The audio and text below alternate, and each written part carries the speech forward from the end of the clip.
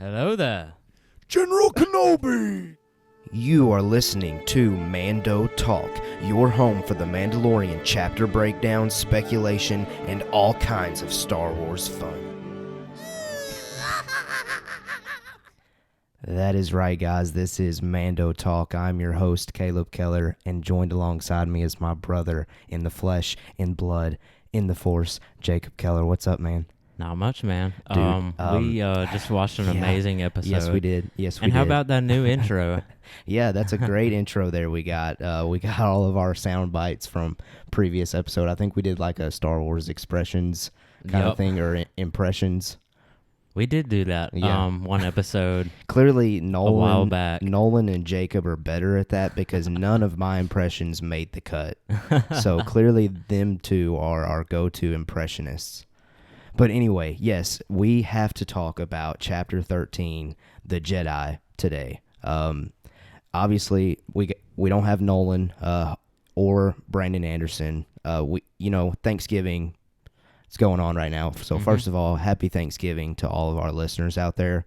We hope that you are enjoying the holiday break, and hopefully you were able to reflect on all the kind of blessings that we have in our life.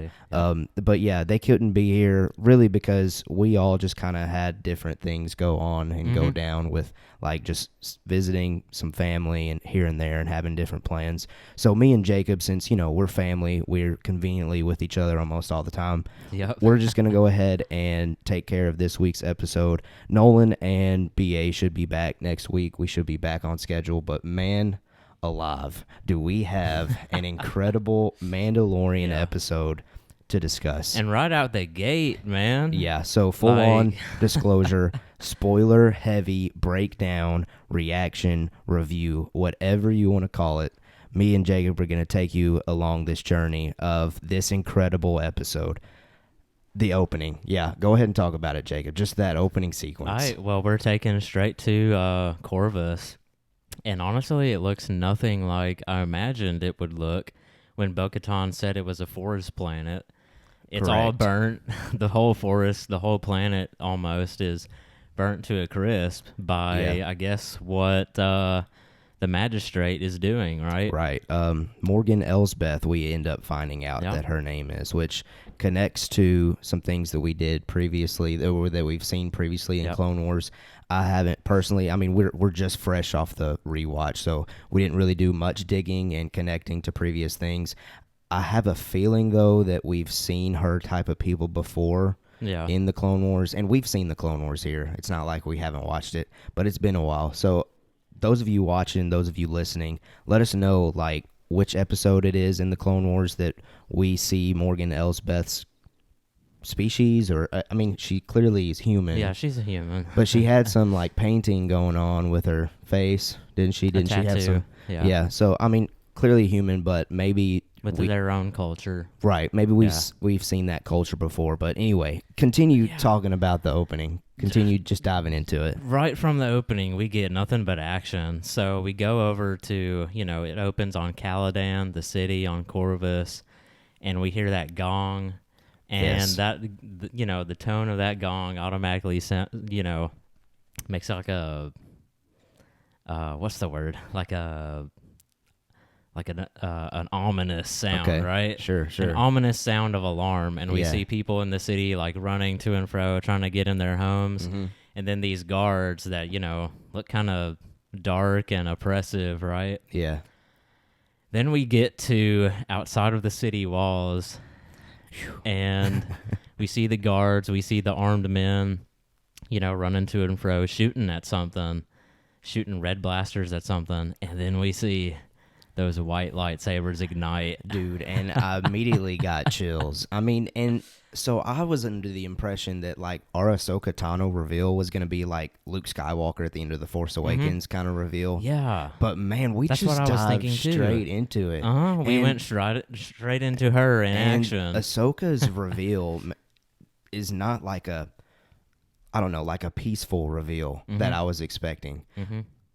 To be honest, Ahsoka seems kind of scary at the beginning of this episode, man. She's just like lurking in the shadows and the fog and just like cutting up these droid kind of troopers almost. to shreds and to pieces. Yeah. Loved the opening. I mean, again, it completely went against my expectations, which I'm very thankful for. Me too. Because to be honest, so far, for me, only because we knew that Bo-Katan was coming from, like, leaks and reports. We knew that Boba Fett was coming from leaks and reports. Mm-hmm. This is really, that opening shot is like the first time that I've been full-on surprised this season. Yeah. Because that's not what I expected Ahsoka's reveal to be. Right. I expected it to be I peaceful. expected and Mando to walk up on her in a Yeah. green forest, and Mhm. she, like, slowly turns around. Right. And she maybe takes off the hood just like Luke did. Yeah. But no, I mean, we completely get, like, this just full-on action. And the sound, man. Like, I don't know why, but the sound effects of this episode with Ahsoka's 2 lightsabers just, like, hit me. I mean, we could literally feel the whole room shake, I felt like, whenever we From heard the vibration of yeah. the ignition of the Yeah. blades. Yeah. Man, it was... I know what you're talking about, yeah. And she's incredible throughout the show. I mean, we get a couple more times where we see her go off with those lightsabers. Man, it was great to see. Well, first of all, here's my first kind of question. What did you think of the appearance of live-action Ahsoka Tano? Because it's the first time we've seen live-action version. So what did you think of Rosario Dawson's portrayal of that character? I think it's great. I think it's perfect. You know, she fits the role perfectly. Mm-hmm. Her mannerisms, the way she gets into the character, the way she talks. Yeah. And just the appearance is perfect. Yeah. And I was... Costume design, you know, the coloring of her skin, everything is perfect. And I was personally kind of nervous for this part because Ashley Eckstein, the voice of Ahsoka Tano in both Clone Wars, Rebels, and anything that we've ever seen her in, we know that that's not her.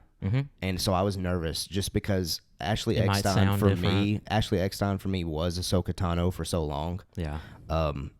But Rosario, I felt like the voice is very honestly kind of close for me. Like, it was almost matched up perfectly. Yeah. So props to her. I have a feeling that Rosario probably put some work in on that. Like, because she knows, hopefully she knows, Star Wars fans love Ashley Eckstein's voice portrayal of Ahsoka. So I hope that she put in the work to kind of, like, try to get as close to that as possible. Right. But yeah, I loved it. The appearance was great.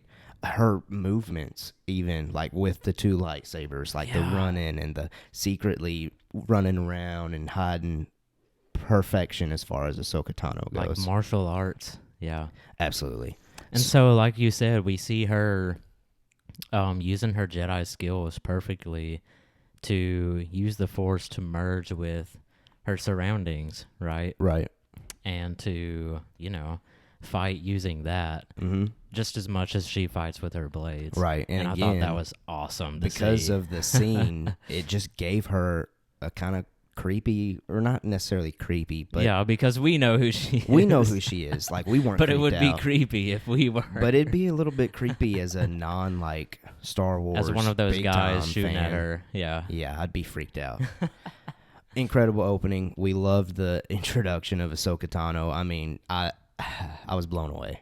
Blown away. Too. So Din Djarin is coming to the planet of Corvus. He lands on the planet of Corvus. Just outside the city. And he goes to the city of Caladan. And he's wanting to find out information of how to get to the Jedi, which personally made me nervous. Only because we had just seen the opening shot where we know everyone in the city wants to kill. Well, not everyone in the city, but the leaders of the city wants to kill Ahsoka. So I was getting nervous when Din was wanting to go to the city and be like, hey, I'm looking for Ahsoka Tano. Can you help me out? And they were going to be like, no, we ain't going to help you out. Pow, pow, you're dead because we know you're trying to be with Ahsoka. Yeah. But he was very wise in his approach of trying to get information. I think... He wasn't upfront about it. Right. And it helped to... And we're jumping ahead a little bit here. Well, not necessarily. He gets to the city, and first of all, no one can speak to each other. That is creepy of itself. Yeah. And that shows, like, how evil this magistrate person is.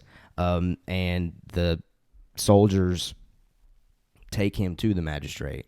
And so what I was wanting to get to is the reason why they don't think that he wants to find Ahsoka for help is because he's Mandalorian. Yeah. So the assumption of the entire galaxy has still remained that Mandalorians and Jedi do not get along. Right. So that's an interesting kind of thing that I took away. What did you kind of think about that? I thought, that goes back to this very long history between the Mandalorians and the Jedi. Yeah. That somehow people in the galaxy have a very deep memory about. So that's interesting because it must have been something really big in the distant past. Yeah, right? And to add to that interest, the magistrate, Elsbeth, to try to get him to kill Ahsoka, she offers a full, pure Beskar staff. A spear. Yeah, oh my goodness. Staff/spear. That thing is bad. That we see a ton of action with later in the episode that I loved. And now he has it. Yeah. Dude, okay. Okay, so I said okay. it looked so bad when he's holding the staff and he's got on his armor. Right. The spear. Yeah, now see, I just put 2 and 2 together there. So What? let's just go ahead and talk about it. Okay. He's got that now, and we see later in the episode that it deflects sabers. Moff Gideon now can duel with Din Djarin. So we were talking about how Moff Gideon was going to duel with Ahsoka, but the way this episode ends, I now kind of think that might not be the case. Yeah. And it's going to be a full-on duel with Din Djarin and not Ahsoka. Goodness. It's going to be Darksaber clashing with Beskar steel. Mandalore versus Mandalore. Yeah. Weapons. Oh, man. I just put that together. Like, I'm floored. Like, that just adds more to this episode for me. Mm-hmm. Now, let's go ahead and just talk about it since we're here. Do you think we're done with Ahsoka this season? Does that, finish her story for this? Because we're now only 3 more episodes left. Yep. And for me, and I'll go ahead and answer it before you answer it since I asked the question, because I hate putting people on the spot. I feel like that might be her arc for this season, was just to get Mandalore or Din Djarin and the child, which we'll talk more about that here in a second, to their next spot. Which, again, we'll get to later. But I feel like she served her purpose. For now. And we were talking about how Moff Gideon had the tracker on the Racer Crest. Well, now the crest is no longer there, so why would he go there? Unless he's wanting to literally just follow every single one of his footsteps. Mm-hmm. So the only kind of situation that I could see Ahsoka maybe getting back into this action in this season is Moff, captures her and brings Ahsoka to where Din is at the very end. You know what I'm saying? But I don't know. Okay, so I say all of that. Do you think we're done with Ahsoka this season? Was this episode it for her? But we'll probably see her later. We could be unless something happens at the end of the season where, we can just tell that there's a big conflict coming, right? A confrontation between Din and, Moff Gideon again. So unless that happens and somehow Ahsoka becomes aware of that and comes to Mando's help, right? Mando's aid, I think we might be done with her this season. Okay. But I do hope that we would see more of her next season. Oh, well, I think somehow. I think we'll definitely see her again somehow. Yeah. And don't get me wrong, I want to see her more in this season. Oh yeah. But just right now, from this one episode, I'm thinking we won't. Yeah. And I wish Nolan and BA were here because usually they have different takes. Yeah. I wonder what everyone else is feeling on that.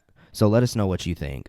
Reach out to us on socials if you want to kind of talk about that, or if you're watching on YouTube, let us know if you think this is the last episode that we'll see Ahsoka Tano in for this season of The Mandalorian. So let's keep on going with our outline here. Yeah. Din agrees with the magistrate's request. Because he's looking for her anyways. Right. Why would he say no? She just gave him what he needed. Uh-huh. But again, great job. She just gave him a plus. Right. Okay, you'll give me this solid Beskar spear, and just great job by him not revealing that he's trying to be buddy with these people. Right. And then Din goes into the forest, or the remains of a forest, and it's again ominous, lurking in the shadows kind of feel. And Ahsoka pops out of nowhere. They start battling a little bit, which was awesome. Yeah. And then he finally reveals, Bo-Katan sent me. Chill. I'm on your side. And then she just kind of stops. And then this is where this episode gets really deep with information. So Ahsoka kind of takes the child to the side. We hear him kind of babbling and gooing and guying. Like, we've been thinking, oh, that's just a little baby being cute, like making noises. No, he's been talking this whole time. Yeah. It's just people can't understand him. Kind of like with Wookiees, droids sometimes, or any other creature. Sometimes some people can understand him. Sometimes other people can't understand him. Right. So here's the big reveal. Here's the big reveal. Ahsoka reveals to Din Djarin that... But she says that it's, what does she say? Mando asks, can you understand him? And she says, in a way. True. Yeah. So it's is like it they're communicating through the Force. So it's not necessarily language then. Is that your take? It's more so just like them connecting through the Force and not his language. It's not language. Okay. The language of the Force. Yeah. Okay. Or, No, I like that. Connection. Yeah, like, you know how twins can connect to each other? Almost like that. So they say. I mean, I don't know that that's a real no, thing. I don't know. If you're a twin, let us know. Yeah. No, I like that. So maybe she wasn't understanding his language. Maybe he is really gooing and guying still, but it's just them connecting through the Force and him sharing this information to her through the Force. Yeah. So the information, like the same way a baby, whenever it goos and gaws. Yeah. When they get to a certain age, there is a meaning behind that. Right. But we don't. Fair. Yes. Yes. Absolutely. Absolutely. Okay. Information here that's shared. The child's name, Grogu. Thoughts on that? Grogu. Does it fit? Does it match? Yeah, I think it fits completely. I love it. For me, it just because I wasn't expecting to get that right now. Yeah, me either. That floored me too. I was like, man, I didn't think we were going to get his name already. Uh-huh. Grogu. And it's going to be hard for me, and I even did it when we were recording earlier in the episode. Like, for me, it's not hitting yet that he's got a name now. Yeah. Like, I'm still calling him the child or calling him Baby Yoda. But I guess we got to get used to calling him Grogu. And I like it. Initially, it was just, weird for me, only because we've associated the child or Baby Yoda for so long. Yeah. But Grogu. And it was really cool how every time he would say Grogu, Din Djarin would say Grogu, he would perk up and he would just look at him with the happiest little face. Yeah. Oh man, I want more of that. Those, and we're gonna get it. That's the main focus of this show is those two, or Din and Grogu's connection, and they're knocking it out of the park so far. Yeah. That connection. Yeah. Okay, so other information that was shared. Grogu was taken, or sorry, no. He was trained at the Jedi Temple on Coruscant. Really interesting there. Yeah. So that now puts it in perspective that, while the camera's following Anakin and Obi-Wan and Yoda and Mace and all these Jedi Masters and Qui-Gon at the temple, there's this little guy named Grogu hiding out in there somewhere too, getting trained. Mm-hmm. That's crazy to me. Yeah. He's been there now throughout the entire thing. And then the next thing that's revealed is someone takes him from the temple and hides him at the end of the Clone Wars. So I'm assuming with Order 66. Mm-hmm. So which really makes you wonder how he survives that. Right. And who took him and who hit him. Yeah. And how did he get to the moment where we meet him in season 1 where those random species were protecting him? Yeah.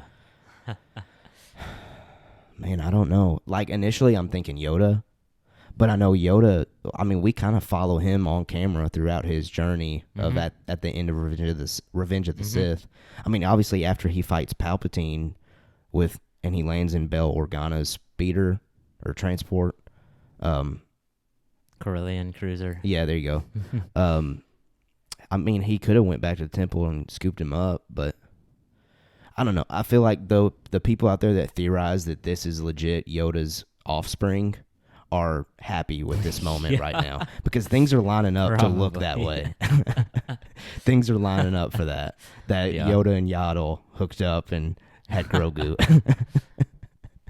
What are your thoughts on just this background, this info that we now have on Grogu, the child? It's good to know because, it's kind of like stuff that we've been wondering. Like where does he come from? Yeah. Although we still don't get like Yeah, we still don't who know his parents, but we still know that he's we still know that he's got Jedi training, Right. and that he, even though he's young in terms of the years of his species, probably knows more about the Force than than we would think. Than that we he would give him credit for. Right. Now, that just made me think of a cool little Last Jedi connection here. You know how Luke kind of shuts himself off from the Force and he's no longer as powerful? Oh, right. Yeah. It's kind of like that situation here with Yeah. Grogu. Am I saying that? Grogu. Grogu. Jeez. See, it's still hard for me to just like flip that switch. You know, I keep wanting to say the child. Yeah. So yeah, that Ahsoka connects said, there a little bit. Yeah, Ahsoka said that he has refrained from using his powers in order to protect survive. himself. Yeah. Yeah. That's really interesting. So that's a nice little connection there. I mean, he's essentially kind of cut himself off from the Force to survive, just like Luke did. So, really cool stuff there. I really loved the background info there, and it's not what I expected. I didn't expect to get that this soon. Yeah. I did not expect to get that right now, but I'm happy with it. Execution perfect. And then also, Ahsoka briefly mentions that she's only seen one species like this before. One other, yeah. And that is the great Jedi Master Yoda. And this part, I did get a little emotional. I didn't go to full-on tears or anything like that. I wasn't weeping. Yeah. But I did get chills throughout the spine when I hear John Williams' Yoda theme playing like just very subtly in the background as Yoda's name is mentioned. Great moment. Yes. And that really hit home with me. Yeah. And that for me, Empire Strikes Back, everyone knows that's my favorite film, and that is Yoda's introduction, and that's what made the fandom love Yoda so much. And every time I hear that music, I mean, it just makes whatever I'm watching exponentially better. Right. Yeah. So incredible stuff, and I don't want him to be the offspring of Yoda. Yeah, but I either. would love Yoda to be connected to this background story of him a little bit somehow. So like it would, like I would Yoda love was if he was the one that involved in training him. If he was involved with training, or if he was the one that eventually hid him, or so on. Yeah. Like, and again, I don't necessarily need him to be offspring of Yoda. I think that wouldn't really line up for me personally with how I've always viewed Yoda as one that's like to the T following the order. But I do want them to be connected somehow. For sure. And man, I would love to finally know what planet, what species these things are from. Yeah, that would be really cool. You think we'll get that? I don't know. Or is that always going to be another that Star might always Wars be a mystery. unknown? Yeah. I'm fine with that, honestly. Like this background info that we got today was pretty solid for me. Yeah. Like I'm happy with that. Yeah. I just want clarification on who hit him. That's really my only other question, I guess, for him. And how he got to the planet with Quill. Right. And those species. Yeah. I don't know why, but I keep thinking of, is it possible that Mace Windu survived and he's hid Grogu? Grogu. Sorry, guys. Grogu. I don't know. I mean, people have always clinged on to the fact that Luke Skywalker survives his fall, so why can't Mace Windu? I don't know. Anyway, we're getting heavy into speculation there. Yeah, you are. Let's move on. Let's move along. So at that moment then, after that conversation, they wait until the next morning or so, and Ahsoka attempts to train or test the child. And it's revealed here where Ahsoka doesn't really want to train Grogu. Or she can't. Right, because she can't, because Grogu's too attached. She's too attached to Din Djarin. And here again, we get this incredible connection where she talks about how she's seen this before with a Jedi Knight being too connected and just falling to darkness. And we know exactly who she's talking about. Oh, yeah, for sure. And again, if they And dude, she did such a good job acting that out because Dude, you could hear the the pain in remembering that. Yeah. Now, I wish here's another musical moment. If they had done this, if they had played the thing in the background when she said that, that'd been pretty cool. But again, I'm still happy with the delivery of it. Like you said, her face, the acting, you could tell that that's what she's referencing. Mm-hmm. Great stuff. Great stuff all around with Ahsoka's introduction to Grogu, and the background that we get there. Yeah. Now, it was pretty cool, Grogu just throwing that stone away, he wanted nothing of it. Dropping it, yeah. And then he wanted the little ball still from season 1. I think that's going to be a little thing that goes throughout the show. Oh, yeah, for sure. A little sure. callback. For sure. Okay. And when Mando holds it out, it's just zoop. Yeah, super fast. So, yeah, and Ahsoka's at this point nope, not training him. And so this is where Din sees an opportunity look, they sent me out here to kill you. So if I help you do your mission, will you please train this kid for me? Because that's what I was told to do by, I guess, the armor. I mean, that's his mission, is to get him to his people. Yeah. So, and again, Ahsoka never agrees to it, but Din... On screen. But Din goes with it. All right, we're going to do this together. We'll both get what we want at the end. And this is where we get the question that I just came up with. Okay. Do you think Mando wants to hand off Grogu to Ahsoka? Well, why do you think that is? Well, I think that's just because the armorer said to take him to the Jedi because that's his people, and I feel like that's his mission, and that's what he's been set out to do this entire season, and he finally sees this as his opportunity to do it. Yeah. So he's train the kid. I feel like it's because he just wants Grogu to be safe. Oh, yeah. No doubt about that. Originally, it might have been, you're on this mission, so go fulfill it, right? Right. But I think that now he just wants him to be safe and to be able to hold his own, right? Yeah. And be safe that way. Right. Because he knows, like he said in the first season, this is no life for a kid. Agreed. Well, and he probably knows, too, that if he battled Ahsoka, so he knows this firsthand. Yeah. He would be safe with Ahsoka Tano. Yeah. She would keep him safe. So he probably sees that as well. For sure. I got him to the Jedi, but we battled, and she seems like a pretty good fighter. I think he would be in safe hands. Yeah. So, yeah. That was just a question that I had for you. No, I feel you. Now, this is the point where Ahsoka reveals the magistrate's background a little bit. Yeah. But again, we did kind of... interesting. We touched on that a little bit, where it says that Ahsoka says during the Clone Wars, her people were massacred and she survived. But from that anger of her survival... Right. Her business helped to build the Imperial Starfleet. Right. So, really cool. And again, I feel like there's probably some form of canon out there, either in the Clone Wars show or comic or something, that shows that actually happening of her people getting massacred. Maybe.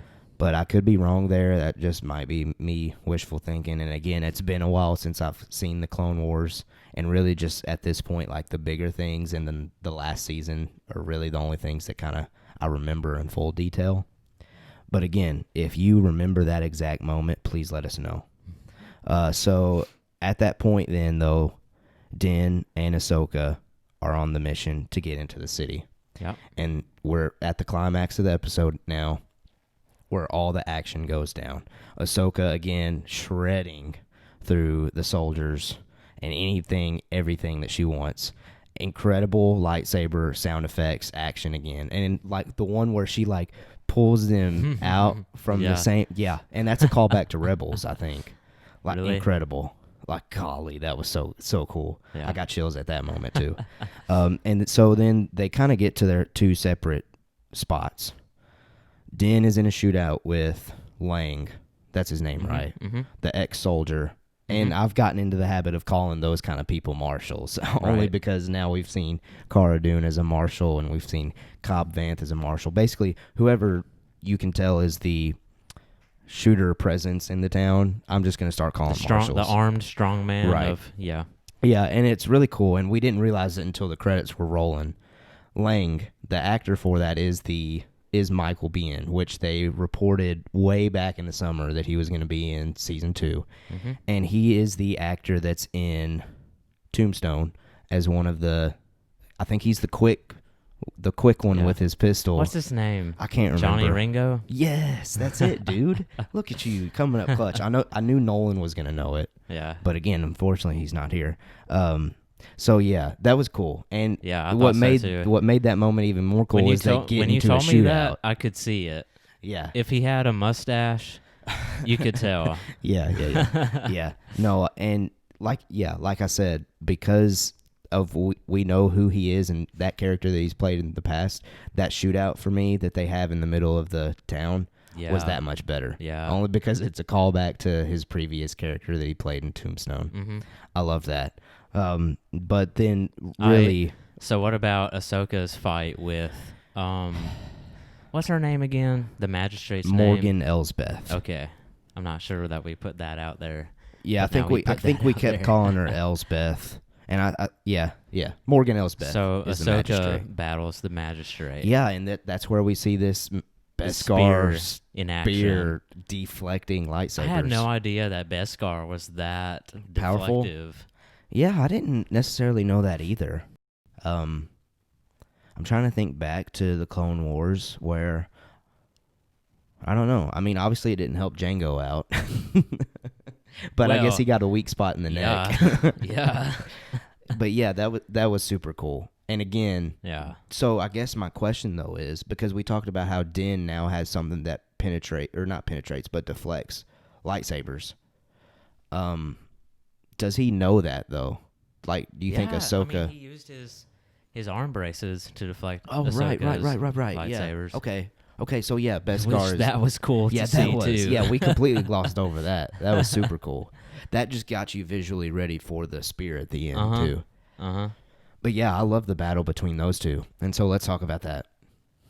Ahsoka wants to know something from the magistrate. Now, before we get to the very big thing that was super cool about that, do you think like that second lightsaber's gone, or did she get it back? No, she got it back. You Did could she? see it on her at the end of the episode. Okay, cool. Because I didn't want her to go back to being a one lightsaber. Nah, me either. I want the dual blades continuing.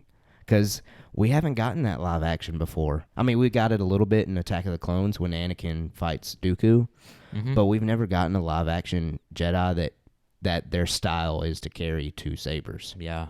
So I hope that trend continues, which I'm glad I asked that because I guess, we're going to keep getting that. But yeah, so the big thing that happens in this battle, Ahsoka gets Elsbeth she defeats her. Yeah, she disarms him. It's very cool the way she does too. Yeah. She has one lightsaber, and it's down to her against. Well, the magistrate is kind of using it almost like a staff lightsaber. Yeah. But a spear at the same time, where it's got a point that can stab. It reminded me a lot of Rey with her staff, and also those of you that have seen Black Panther, the soldiers, the female soldiers, and I'm not a Marvel sweaty, so I don't remember the names of those type. I know what you're talking about. But yeah, it was kind of like that kind of dueling with it. Yeah. But you can see like Ahsoka somehow gets her hands underneath the spear and gets it out of, and that's when it clangs. That's cool. That's a cool thing too. It is. That Beskar resonates. Yeah, whenever it like hits. when she got ready for battle, she hit it on the ground and yeah, super cool. Now she does disarm her and she wins the battle, and then this is where the moment I about jumped out of my seat. Yeah. Where's your master, Admiral Thrawn? Does she call him Grand? Yeah, I think Grand? so. Okay. Where is your master, Grand Admiral Thrawn? Yeah, I about jumped out of my seat, dude. Because, again, I talked about how Admiral Thrawn was going to be connected to this somehow. I mentioned how it was a possibility that Thrawn was Moff Gideon's master or above him. He's here. It's happening. Put that to our perfect record. Nolan, I got one right that you necessarily didn't call, but I called. Thrawn's coming into this somehow. You think like, so? Now that Do you think we're going to see him? Now that he has been mentioned, and I think Mandalorian so far has been a show that once characters are mentioned, they're delivered. Like Ahsoka was mentioned, delivered. Thrawn is now mentioned, we better get deliverance. It'd be cool if that was like the final shot of the season is showing the blue villainous jawline to a T. Yeah. Admiral Thrawn. Yeah. Now or he's again, like he's in a chair, and I don't know, like Moff Gideon is walking up to the chair. Yeah. And he turns around. He's talking about the development of the reincarnation project or something like that. Of Snoke. Or of maybe Starkiller Base. See, I still maybe have they're planning that kind of stuff. My thought is still that they're trying to resurrect the Emperor, but they get Snoke out of that instead. Okay. That's just my thoughts, right? I can see that. But, Moff Gideon says something about like a reincarnation project. Ooh. And you see the chair turn around. The chair turn around like Emperor Palpatine's chair in Return of the Jedi, kind of. Yeah. Ooh, and he's like, oh, yeah, that would be incredible. Good.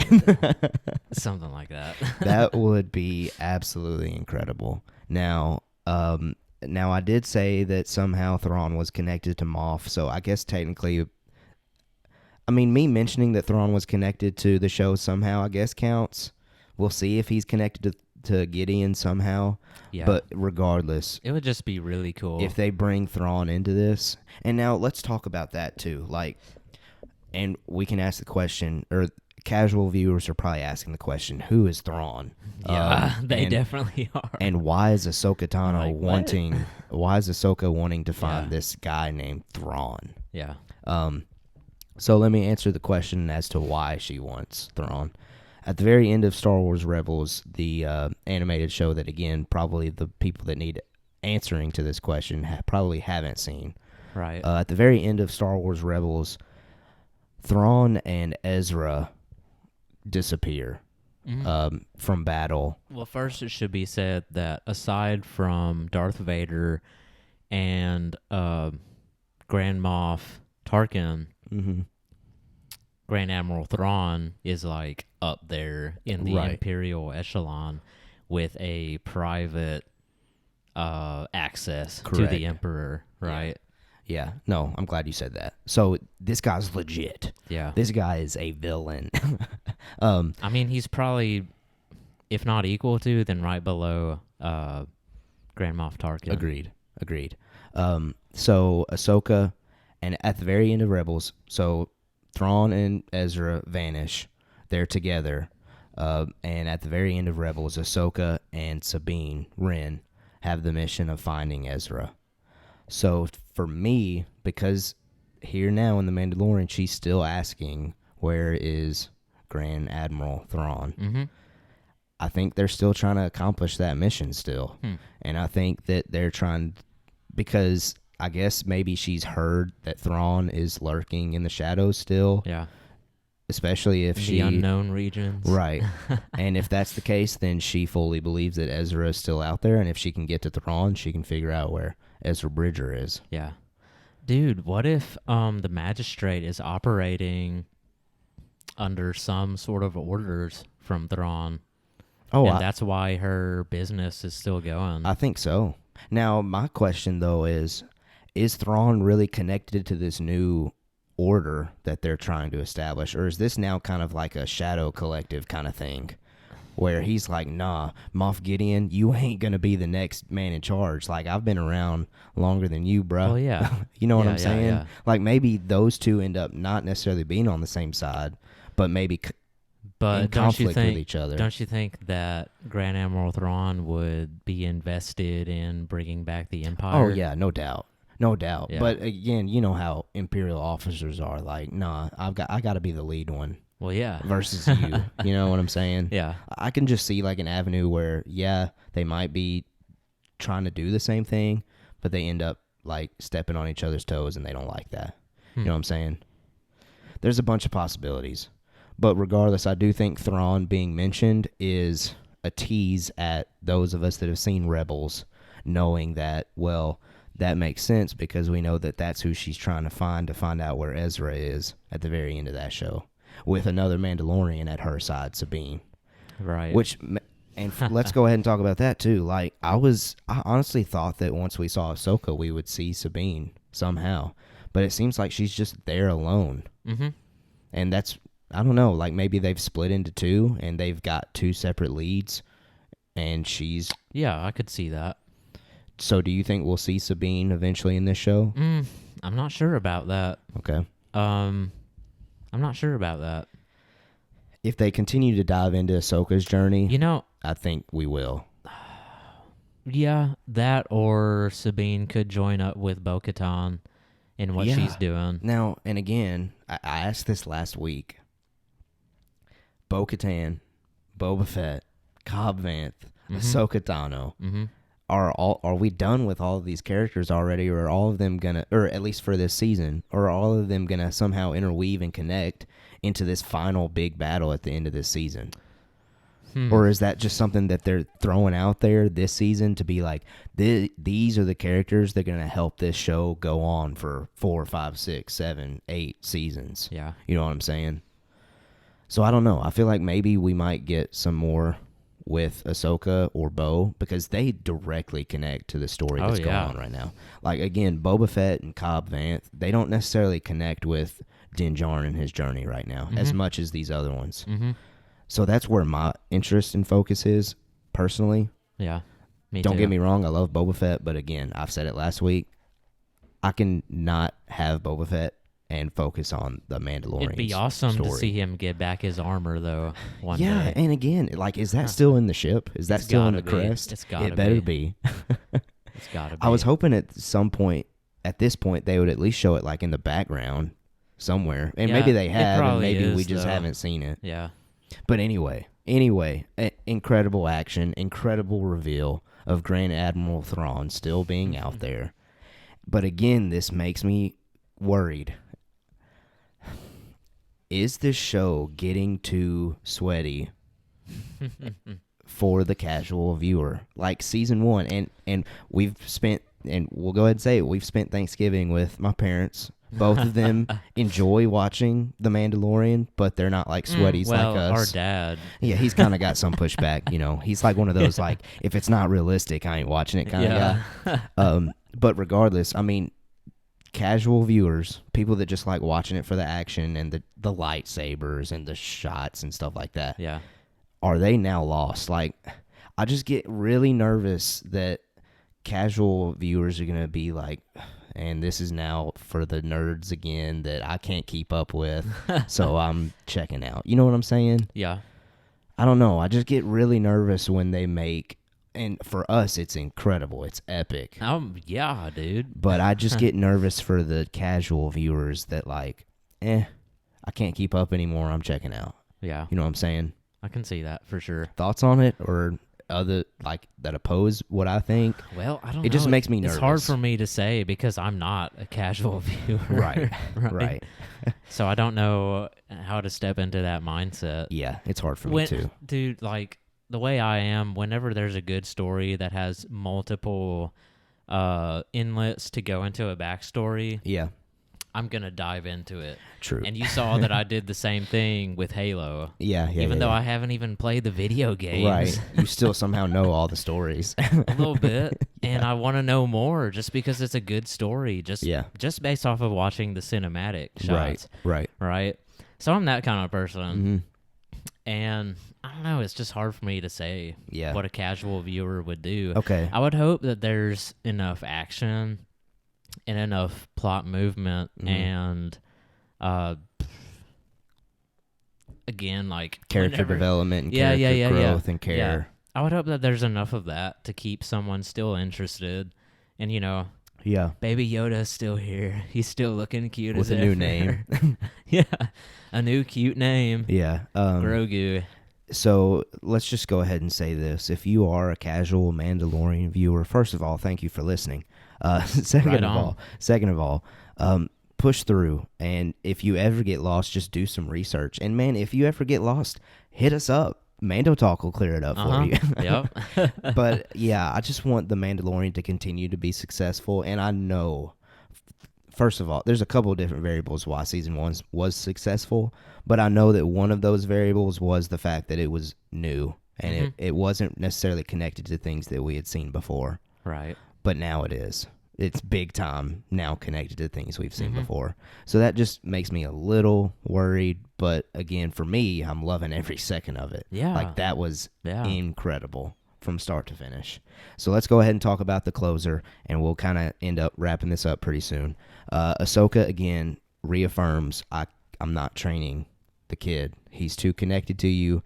I've seen this path before. I'm not doing it. She says that Dan is like a father to him. Right. And we get a little tease, though, of us as an audience. If we ever do see these two separate, how emotional it's going to be. Because, like, there for, like, a minute, Dave Filoni, props to you, directed and written by Dave Filoni this week. We get, like, a minute of interaction between those two, acting like it's the final moments that they're going to be with each other. And if that ever comes to like a legit, this is happening kind of moment, that's going to hurt. Yeah. That's going to be very painful to watch. Yeah. But regardless, she says, no, I'm not training. But there's another place you can go where he can choose. Correct. Which path he wants to take. Yes. And the place that they are now going to next from Ahsoka's direction is the planet of Tython, to find an ancient Jedi temple at the Seeing Stone at the top of the mountain where Grogu can choose his own path. And then also she says, if he reaches out, a Jedi may sense his presence and come looking for him. Mm-hmm. And I said it while we were watching it. Yeah. That, for me, does tease Luke Skywalker. Because outside of Ahsoka and Ezra and Leia, Luke is the main Jedi that's still out there. Mm-hmm. So for me, and I know we've said that we don't want this necessarily connecting to Skywalkers. Yeah, I don't either, really. I think it's eventually going to go there, though, at some point. You think so? I don't, and maybe she ends up wanting to be that Jedi. I don't know. Mm-hmm.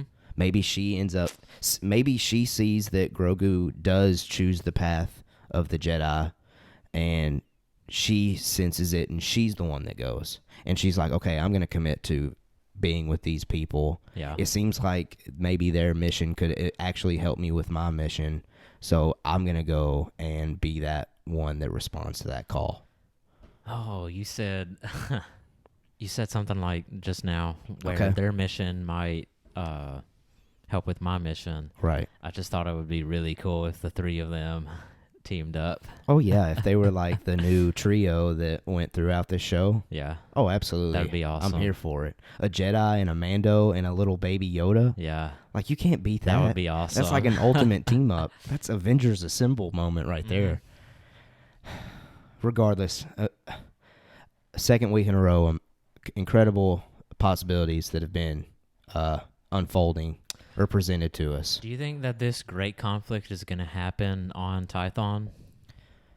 It seems that way because we only have 3 chapters left, and usually they do. We've got an episode to get there. Right. Usually we do like stories of 3s, and I know this. Yeah. Actually, this season we haven't really done that as much. First episode was Tatooine. Second episode was random snowy planet. Yeah. Third episode was Frog Lady. What's the third episode's planet? The water planet. I can't remember now. I can't. Wow, we stink at our jobs. We have bad memory. Yeah. But anyway, we've been at different locations each chapter, so I don't know if Tython's going to be the only one. But regardless, we're getting a big conflict at the end. And again, Giancarlo Esposito spoke this week, and he talked about how his physical shape was going to be displayed in the final half of season 2. He was in some interview, and Moff Gideon's actor said that. So for me... Oh, you mean like his ability in combat. Right. So for me, that tells me we are going to see him use that Darksaber against somebody. And initially, I was thinking Ahsoka Tano, but now I'm thinking it's Din Djarin with the Beskar spear. Mm-hmm. So I think we have that to look forward to, and I think that's the climax of this season, is those two dueling. Yeah. And we'll see where it goes from there, man. Now let's, again, and maybe we'll end here. If not, that's fine. I mean, again, we just love talking about The Mandalorian. So what if the showdown's on Tython, mm-hmm. and the child, Grogu gets to the Seeing Stone, mm-hmm. and that's where he chooses his path, but actually calls out for help, and someone comes. Okay, I see you. So, so and that's he's calling out for Ahsoka then, basically, and Ahsoka arrives to help in the battle. Bo-Katan's also could possibly be there because she's tracked down Moff Gideon to get the Darksaber. Yeah. And then there's our final confrontation. Yeah. Oh my goodness. That would be pretty cool. It's going to be cool to see this Jedi temple. Yeah. I don't know, I agree. It's always interesting to see old, ancient Jedi temples. Won't it be the first that we've seen in this whole show? Anything like that? In this show, yes. Any place associated with the Jedi? Yes, in The Mandalorian. That'll be so cool. 100%. 100%. Now, here's my final question that I'm thinking of right now. Well, it's not necessarily a question. It's really just an observation. Again, no Moff Gideon this episode. Mm-hmm. He's just watching, waiting. Yeah, and last week, one of my biggest questions was, what's up with those troopers at the end? And, man, we're fixing to see some action go down. I don't know. I guess maybe next episode might be Moff Gideon heavy. I'm just waiting on a heavy action Moff Gideon episode. And we haven't really gotten it, but I cannot complain about this week. I'm just worried that Mando is going to have some impossible odds. Yeah. I mean, I know that he likes them hard odds, but it's looking like he's going to have some impossible odds. No, I agree. And if it's just him, right? Yeah. No, and we've got a lot of action to come with this season. Yeah. And again, Esposito keeps teasing that he's about to go off, basically. And I can really I can see this becoming like an Empire Strikes Back kind of season where Moff gets his way at the end of this thing, and we're left really worried going into season 3. Oh my goodness, and we have to wait more. And we have to wait a full year. Yeah. But regardless, I'm thrilled with Chapter 13, The Jedi. Yeah, me too. Dave Filoni, props to you, dude. You continue to deliver, and I know he's the one that created Ahsoka Tano, and his introduction of Ahsoka to live action is really just a work of art. Perfect. It was beautiful. Rosario Dawson, perfect selection to play the character. I know initially when that came out, people were like, oh, why is someone other than Ashley Eckstein playing Ahsoka? Yada, yada, yada. Here's another one that would be better. Trust the man that created the character. Absolutely. Dave Filoni knows what he is doing with this thing, guys. Yeah. Perfection. The background that we get for the child from here on out, we're going to continue to now call him Grogu, was incredible. And hopefully I can say it correctly. If you can remember that. Yeah. It's going to be hard to make that switch, but I think we're going to be able to do it. Regardless, guys, we really appreciate you listening to this week's episode of Mando Talk. We broke down Chapter 13, The Jedi, and we really hope that you enjoyed it. Let us know if there's something in this episode that you thought was interesting that maybe we didn't dive into as much as you had kind of hoped. We can always dive into it on Twitter, Facebook, Instagram, at Mando Talk on all 3 of those platforms. First of all, really appreciate everyone that continues to communicate with us on socials, and I'll go ahead and talk about it here at the very end. It was really cool. Carl Weathers himself retweeted our tweet this past week, and that got us a lot of attention. Yeah. I think our followers went up a bunch because of it, so that was super cool. it's just super cool to see Carl Weathers being so positive with the Star Wars community. Yeah. I always love it when I see like the actors and the people involved with the stuff like really display their love and care for what they know all these crazy fans love and care about. Right. And that's us here. So we really appreciate you listening this week. Jacob, thank you for stepping in. I know Thanksgiving can be crazy, and we really missed Nolan and BA this week. We did. We'll have to get them to just briefly share their thoughts on Ahsoka Tano next week. Because I know I want to hear their thoughts. It really stinks that they're not here, man, because I know this moment was pretty incredible. So we'll be sure to do that. We'll be sure to get both of their thoughts on Ahsoka next week. Nolan, BA, we missed you, but again, next week, we'll be back. We'll be back strong as ever. Jacob, just final thoughts on the episode, because I know I've been talking like crazy. Loved it. Can't wait for the next episode, as always. As always. And we'll see where this goes, man. Absolutely. So again, as always, check us out at Mando Talk on all the social medias. And as always, we have spoken.